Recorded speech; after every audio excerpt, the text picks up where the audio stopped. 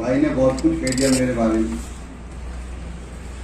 अब इसको मैंने कई बार बताया कि भाई मैं इतना विद्वान तो हूँ और मेरी विद्वानी और मेरा जनरल नॉलेज इतना तगड़ा है, आप सुन के आपको भी आश्चर्य होगा कि मेरा जनरल नॉलेज कितना बढ़िया है। एक जमाने में इंग्लिश का पेपर का बहुत हवा था, इंग्लिश आने बड़ा पेपर, इंग्लिश में पास होना आने बड़ी बात। उस समय 90-95 सवाल की बात तो थी नहीं। इंग्लिश का निबंध मैंने एक रट लिया, सबको चाट लिया और जब पेपर हॉल से बाहर निकला तो मेरे दोस्त ने मेरे कंधे पे हाथ रख के कहा, सतीश आज तू पास हो गया। पास होना है बड़ी बात। तो मैंने उससे कहा क्या करूं यार, रोड एक्सीडेंट पढ़ के गया था और कार एक्सीडेंट आ गया। तो ये मेरी बुद्धि है साहब। परंतु मेरा ये मानना है कि चाहे किसी आदमी को इंग्लिश ना आवे, चाहे वो पढ़ाई ना करे, एक आम आदमी हकीकत पर अपना आकलन पर हर चीज का आकलन करता है, चाहे समाज की बात हो, चाहे राजनीति की बात हो या कोई भी बात हो। तो मेरी एक रचना जो मैं प्रस्तुत कर रहा हूँ वो एक हकीकत पे है।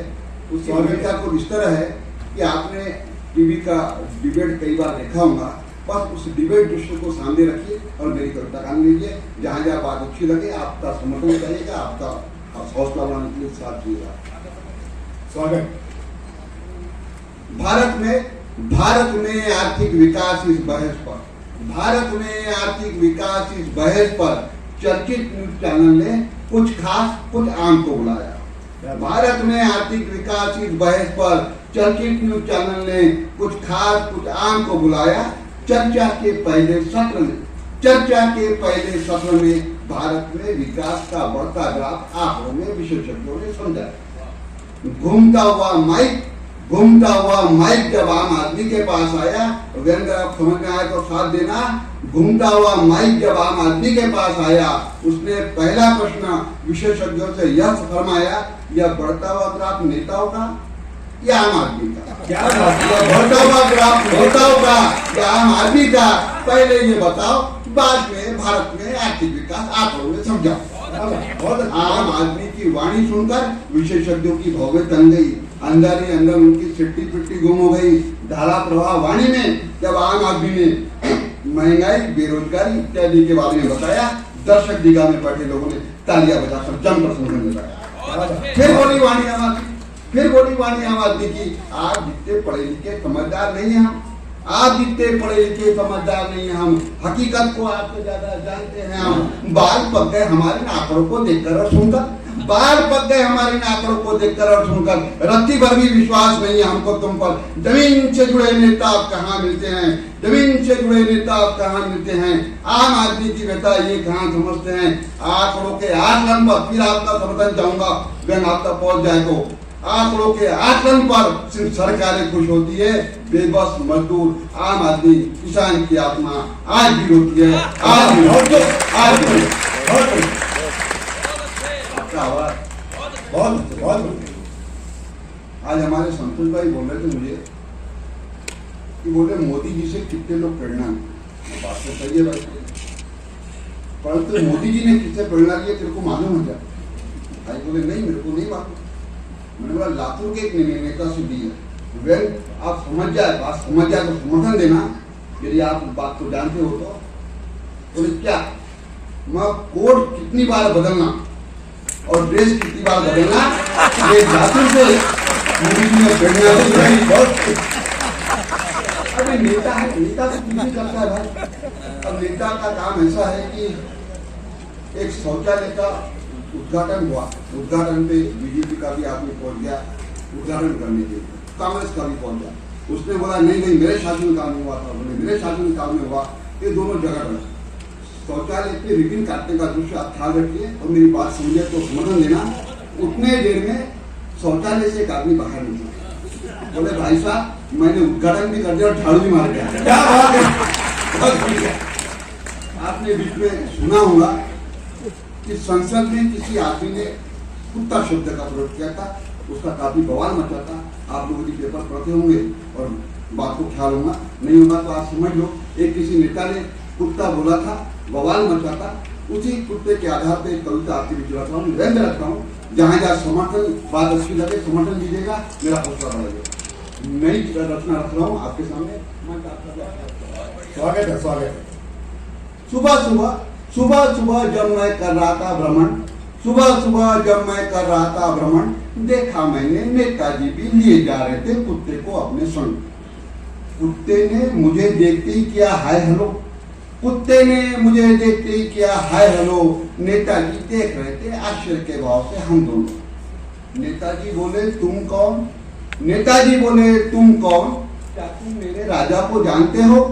बताओ ना इसे कैसे पहचानते हो? कहा मैंने तनिक रुकिए श्रीमान, जानवरों से है मेरी पुरानी पहचान, जानवरों की भाषा को समझने का पाया मैंने गुण।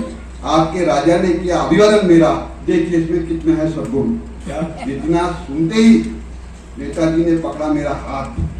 संसद में जो हुआ कुत्ता प्रकरण, जरा पूछी नहीं इससे क्या है इसके बारे में विचार। अगले पंक्ति में रंग पढ़ रहा हूँ, समर्थन दीजिएगा। जरा पूछी ना क्या है इसके बारे में विचार। नेताजी के कहने पर थोड़ी देर में कुत्ते से बतियाया। नेताजी को कोर्ट में आरोपी की तरह रोड पर खड़ा पाया।